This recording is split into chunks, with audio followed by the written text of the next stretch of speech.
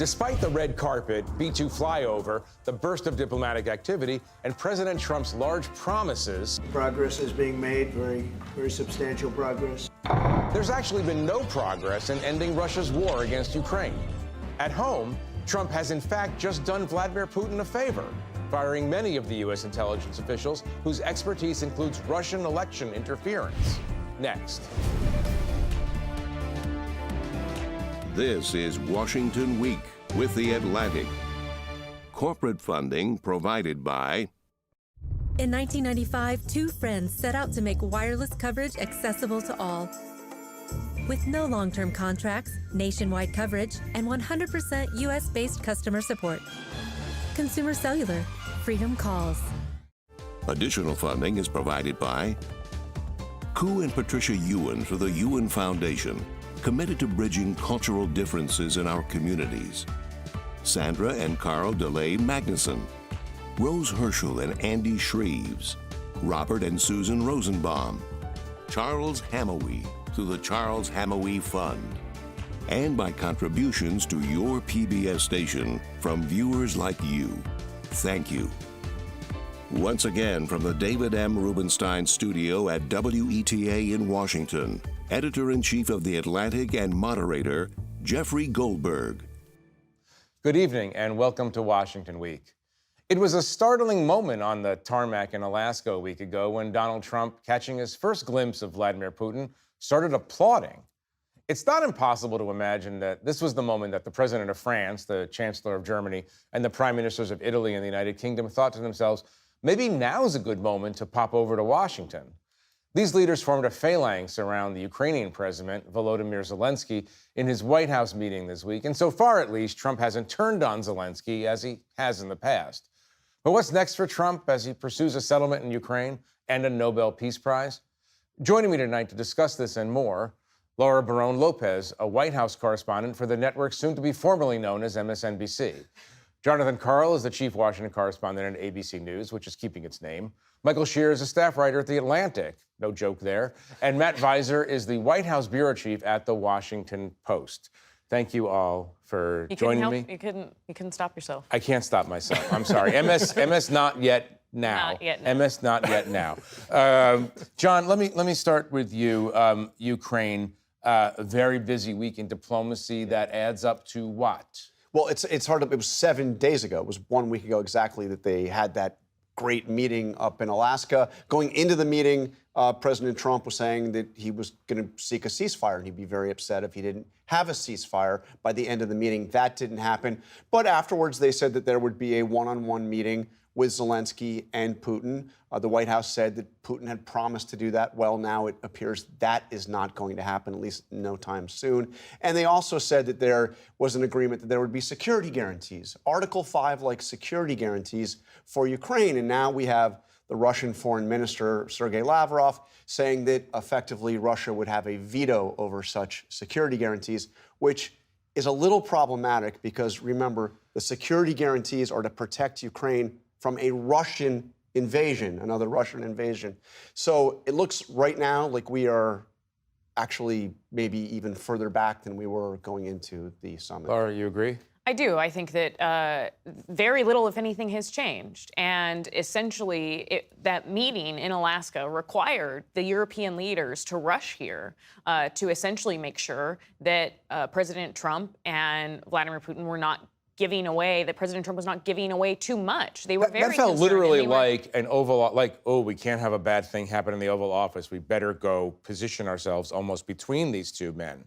Not just position themselves, but also I think it was a bit of a show of force on their part. Look, they understand that there has to be flattery at play, and yes, they wanted to ensure that things went well between the Ukrainian president and President Trump, but I think it was also them saying, we are going to show that we are very united with Ukraine and what we believe needs to be done in order to protect Ukraine, and they did not want to see President Trump essentially give away territory or give away things to Russia that they were not prepared to be aligned with at all. Matt, in the White House, how are they casting this? And is the way they're casting it correspond to reality as you understand it? No, I mean, a lot of times Trump throughout this has said something that has turned out not to be true. I mean, he has said that, as John was pointing out, the security guarantees were part of this. Turns out the Russians have a different interpretation of that. Same thing with Zelensky and the land swaps. The Ukrainians have a different interpretation.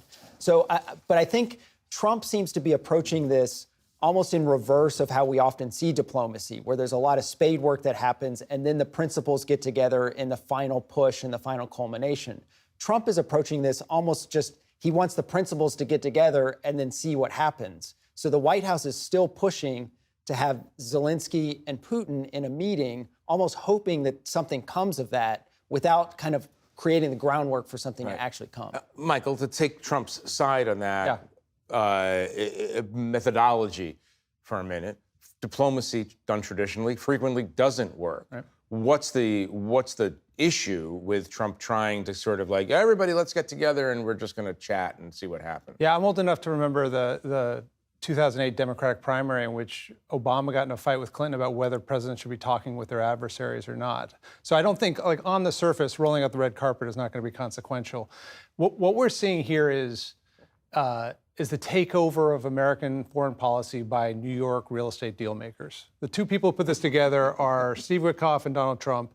I've been told by people who've been in the room with them that when they talk to each other about this stuff, they're almost talking their own language. Like, other people are trying to keep up with them. This isn't a diplomatic conversation. They have like a deep, long-lasting friendship, enormous trust between each other, and they have a view of the world that comes out of the business deals they made when they were younger in their lives, and they think they can apply here. What that means is you wine and dine, you treat people great, you get them in a room, you see what happens, and you try and make these personal connections.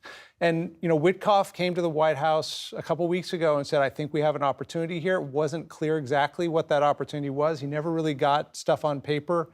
You know, the Article 5-like promises from Russia, it's not clear what that is. I mean, but I think if you're working in, you know, a development in Brooklyn, maybe that kind of early conversation makes sense. And we don't know how it's going to end. And it has to be said, the previous approach was a total failure. I mean, we've had a horrible war in Ukraine. It's Russia's fault. It's not Zelensky's fault. It's not Biden's fault.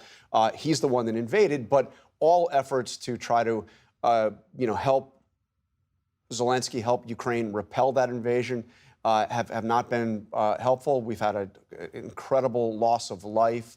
It hadn't worked. The approach had not worked. So the idea of trying a different approach isn't necessarily problematic. It reminds me of what Trump did with Kim Jong-un. I mean, first of all, you know, fire and fury. He was gonna really threaten little Rocket Man with God knows what. And then they ended up having the warm embrace. He walked away from that second summit in Vietnam. He knows how to walk away and not agree to something that will be horrific. And he has this amazing ability, a faith in his own ability to convince whoever is in the room with him. It hasn't worked yet, but the previous approach in both cases hadn't worked either. Look, you're an expert on Trump's thinking. Talk about the real estate approach to international, deeply felt, historically rooted conflict.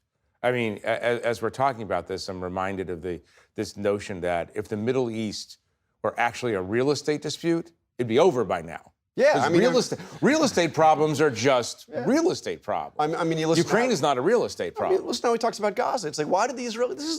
This is beachfront property. I mean, why did the Israelis give this up in the first place? So it's not a deep understanding. Is that posturing, or does he actually think that? I mean, I think he sees things quite visually, and I think that he does see Gaza as a beachfront strip. I think that part of his conversations with Kim Jong-un were, my God, you've got all this wonderful coastline. We can think about what you could be doing if the world was open up to you. So I think I don't think it's all, but I think that with the real estate, part of it is that real estate approach that we can make a deal. I'm going to treat you right. You're going to treat me. That's going to work for all of us. That's certainly the approach, but there's an added element, which is the threat. And that's what he had, you know, with North Korea. And that's what he talks about, these severe consequences. The big question is he actually going to follow through on the threat? I mean, now that Russians have basically said no go. Well, Laura, there's two questions for you. One is this extreme transactionalist approach to human interaction and human business, does that work in a situation where people have deep beliefs? Putin seems to believe, he tells the world, that Ukraine should not exist as a country. You can't, that's not just a real estate issue. The second one, and John brings up a very, very salient point, is does Donald Trump have the ability to sit still through months of negotiation about very specific issues and carry through, or does he just sort of lose interest in Ukraine and Russia in a couple weeks? I don't know that he's going to lose interest in this, especially because there are a variety of reasons why the president has in the past said, oh, maybe there's something to be gained from Ukraine in all of this. And he's talked about different deals that can be had if they were able to negotiate a ceasefire or a peace deal. To your first part, Jeff, have we seen any proof that this transactional dealing is working, whether it's between Gaza and Israel or whether it's between Ukraine and Russia? So far, there's been little evidence because we all just said that we seem to agree that they ended kind of where they started before these sets of meetings. The question I have is, at what point do European leaders, and I think they are beginning to think about this, do they consider their options about moving forward without the U.S., which is, do they consider NATO operations that don't necessarily rely on the U.S. in order to try to deter and push back Russia? Right. Well, Matt, is that possible?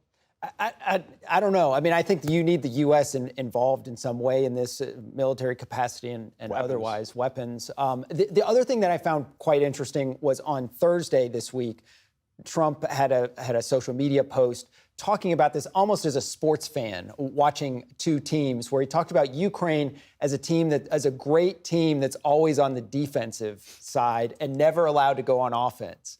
And that was interesting for multiple reasons. I mean, the first of which is a president kind of comparing a bloody war to a sporting event.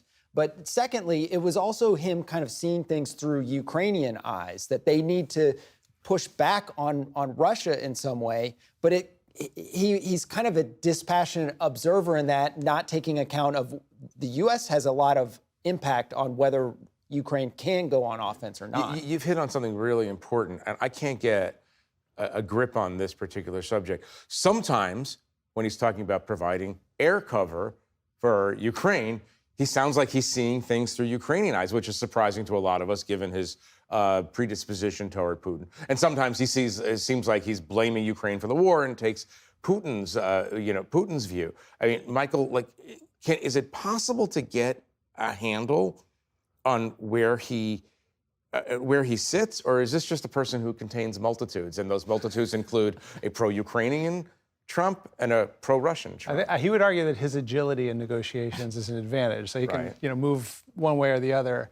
I thought it was notable that, clearly the Europeans came bearing gifts and praise, and they tried to butter up him while they were here. But it's also true that he made a point of not distancing himself from them. And we've ended this period where maybe Putin has bought a delay in sanctions. If we assume that Putin is not in this for legitimate reasons, is going to walk away from the table eventually, he's buying himself time, he's buying himself some international legitimacy, but Trump isn't giving him much more. And I think Trump came out of Alaska, came out of this week, making clear that the U.S. still stands with its European partners, making clear that the U.S. still believes Ukraine gets to make these decisions. Like, the U.S. is not going to impose lines on Ukraine. That's not the U.S. position right now.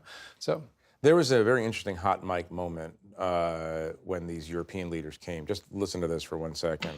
I think he wants to make a deal for me. You understand that? As crazy as it sounds. Crazy, John, or crazy confident? I mean, sounds a little crazy, but no. Again, this is Trump's faith in his own deal-making ability, and he thinks Putin coming in, ride in the presidential limo in the Beast, that great greeting on the red carpet. He thinks that Putin really wants to make him happy because he. But look, I thought just on the point of the vacillation from one view to the other. I mean, there was a period for almost 24 hours where the White House didn't rule out the idea of U.S. troops on the ground in Ukraine, which is something that was not even under consideration in any level under Biden. Now, he has since made it clear no American troops, but we'll support the Europeans. Right. But it is remarkable how he has gone from sounding like he is echoing Kremlin talking points to sounding like he's ready to go to war on Ukraine's behalf. And who knows what next week will bring. Yeah, I think the tell in that quote is "for me." He wants to make a deal for me, and that's Trump's whole theory of his leadership. That he's a great man. The great man does great things. I admire that confidence. I really admire that your possibility of believing that a veteran KGB operative wants to please you is when you go the stuff of interesting fiction, speculative fiction. When you go from facing the real possibility of spending the rest of your life in prison and having your company bankrupted to being more fabulously wealthy than he's ever been and becoming president of the United States again, you probably have some confidence. No, he's a lucky man. We all know that. I want to stay on the subject of Putin in a way. Trump's director of national intelligence, Tulsi Gabbard, this week removed the security clearances for 37 former and current intelligence officials. Obviously, we know that they've been firing a lot of people across the national security complex, especially people who have knowledge or involvement in monitoring Russian, Putin-directed interference in American elections and other things. We just saw John Bolton, the former national security advisor who turned against Trump. We saw his home being raided. Give us a sense, Matt, to start, give us a sense of what's going on here. Why are they seem to be cleaning house of people who are very suspicious of Russia? I mean, a lot of it is, Tulsi Gabbard came in early on talking about trying to depoliticize the intelligence community. But this action, among others, sort of gives the sense of political retribution, that they are taking things out on agents on the intelligence community who came to some conclusions around Russia's involvement in the 2016 election. She's mischaracterized some of that intelligence in some of this as well. So, but I think it's aimed at political opponents or who Trump perceives as his political opponents. Laura, are we seeing the next phase of the I am your retribution presidency? I think we are. I think today, seeing the fact that they raided and searched John Bolton's house in Maryland is a step that we had not seen them take to this point, which is them going and taking an action very aggressively against someone that has been one of the most public in terms of speaking out against the actions taken by this administration, and someone who was a part of the first administration. But John Bolton has not shied away from criticizing the administration and the actions that they've been taking. And so it does look, I mean, the pattern across all of it is retribution. And it appears as though they're not going to stop with this. They've taken actions against D.C., and they could very well take actions against other Democratic-led cities. And a part of that is that retribution. Right. I want to come to what's going on in our city in a moment. John, just stay on this subject. What are the consequences of these actions being taken against intelligence officials? Look, I think that the threat of international terror is not over. If America gets hit at some point again with another terror attack, I think there will be a lot of looking back at, were we paying attention? Not only the people that were fired, and by the way, let's also mention earlier in the administration when basically the entire National Security Division of the Justice Department was cleared out, also the top ranks of the FBI. The fact that you had, as we talked about weeks ago on this program, you had some 1,000 personnel at the FBI and the DOJ spending a matter of months going through the Epstein files. Who is kind of at the helm trying to anticipate what attacks America may be facing in the future? That's an incredibly important point that I just want to add to, because there are so many of these officials, be it FBI, be it people who need to track terrorism prevention within the Department of Homeland Security, who have either been entirely gutted, these task force have been gutted and gotten rid of, or they have all been moved over to work on civil immigration enforcement.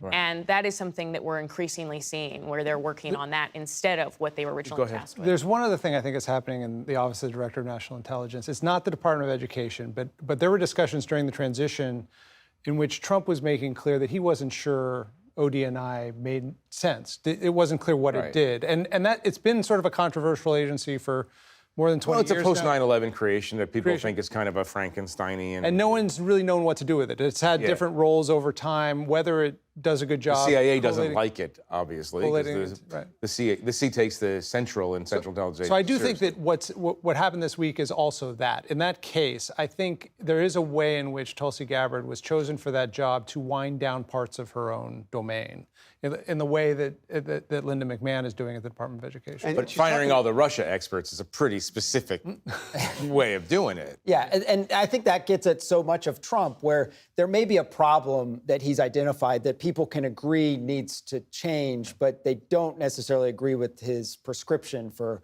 how he's carrying it out, which gets to the D.C. point as well. Two more things I want to get to, John.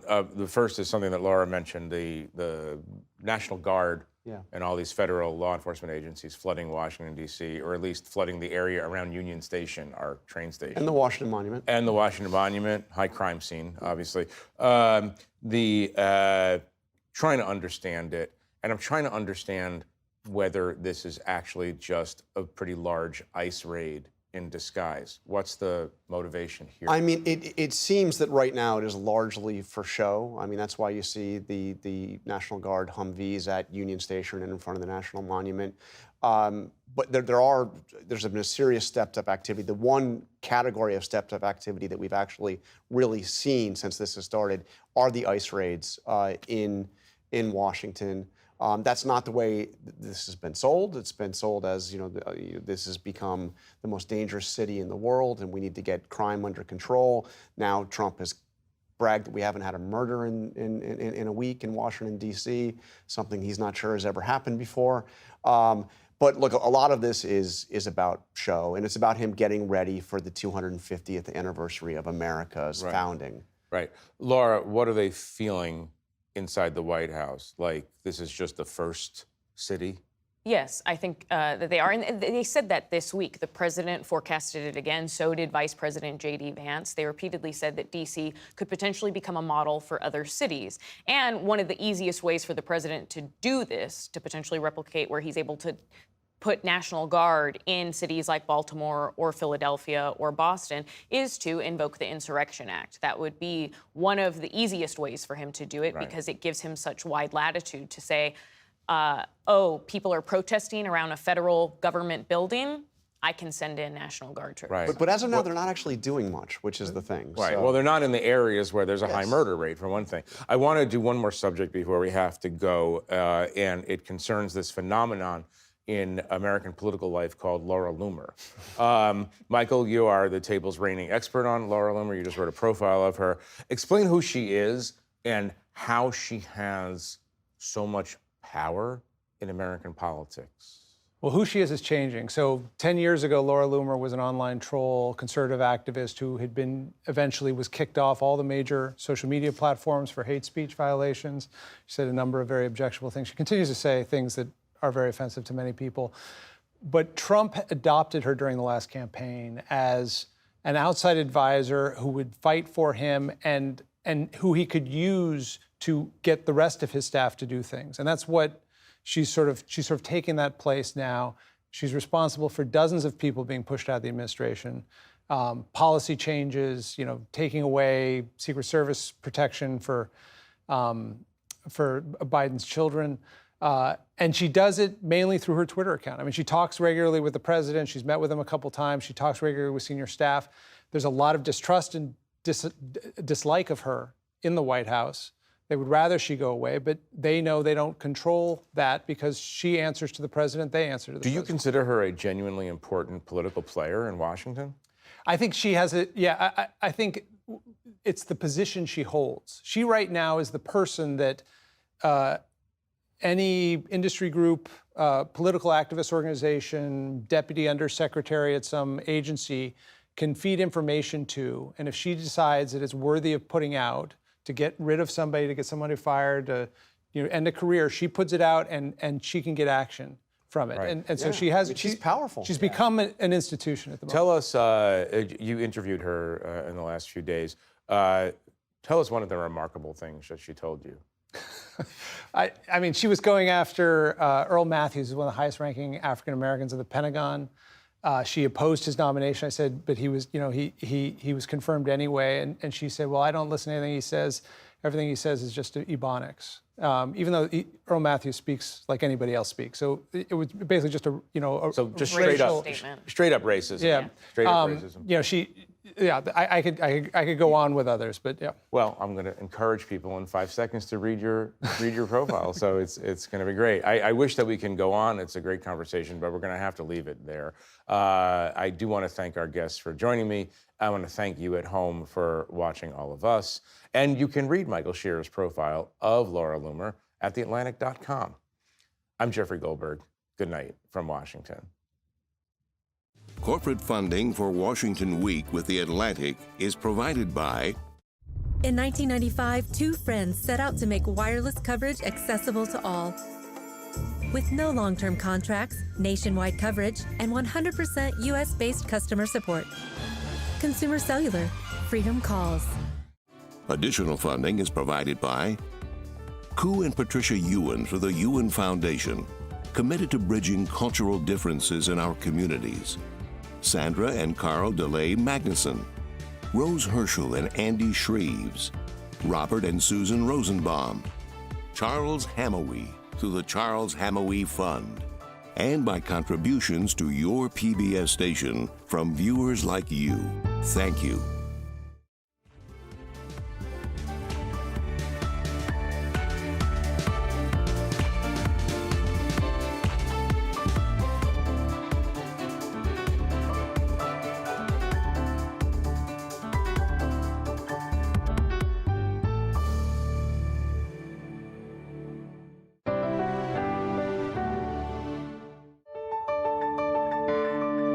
You're watching PBS.